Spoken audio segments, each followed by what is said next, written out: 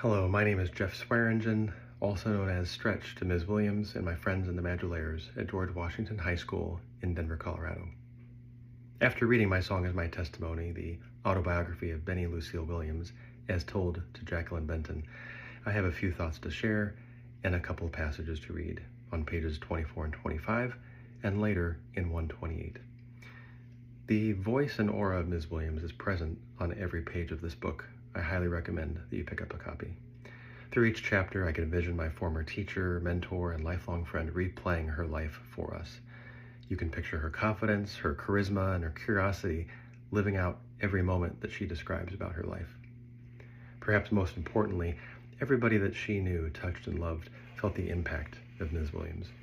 As she made her way between different stages of her life, moving to different states, different schools, and different churches, it was divinely led to have her lend her own spiritual voice, her calm demeanor, and her guidance to people at every stop along her journey. Likewise, people and situations were placed in front of her that gave her a new perspective and appreciation for things in life. When she was living in Marshall, Texas, at Pemberton High School, she talked about her experience there on page 24. A definite distinction because of skin tone was made between dark brown-skinned residents like me and the lighter fair-skinned ones that we called the high yellows. Even as a child, I could see that those in the latter group were regarded more highly, and they in turn tended to see themselves more highly than the rest of us. Nowadays, the term colorism is used to reflect this.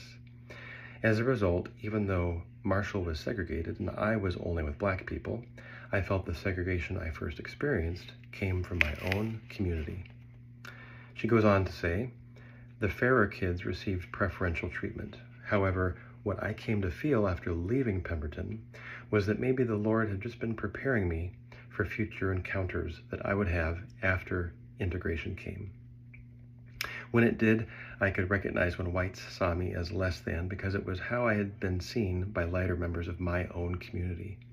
And I remember thinking, so what? I have run this race. This is the same song, second verse. That was so like Miss Williams to have that perspective, no matter what the challenge was. At the very end of the book, on page 127 and 128, the Mama Benny tribute also stuck out to me. It was from a student who attended along with her a trip to Gula in 2005. In that passage, this student wrote, "She thought for a second and then opened her mouth, transporting us to the steps of a wooden porch where she and her cousins, aunts, and uncles used to gather to hear stories. She recalled accounts of her ancestors laboring in cotton fields, of their battered hands and big hearts, of their sweet and strong voices as they wailed and as they sang.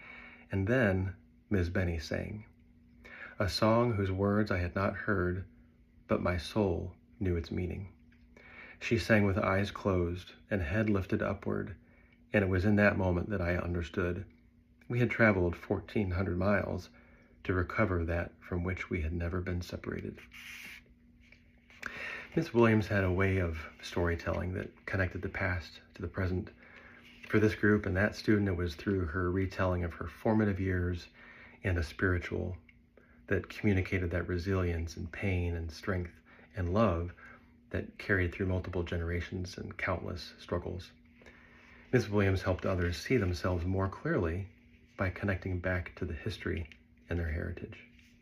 All of us knew her, loved her, befriended her, had probably one one-on-one conversation with her, maybe more, that turned around our day, or maybe even changed our life. She wasn't only a musician or an educator, she was a vessel of continuity, someone who helped others reclaim parts of themselves that they never truly had lost. Thank you, Ms. Williams, and thank you, Jacqueline Benton, for not only documenting Mrs. Williams' life, but for honoring it and ensuring that her story and her voice will continue to teach, inspire, and resonate for generations to come.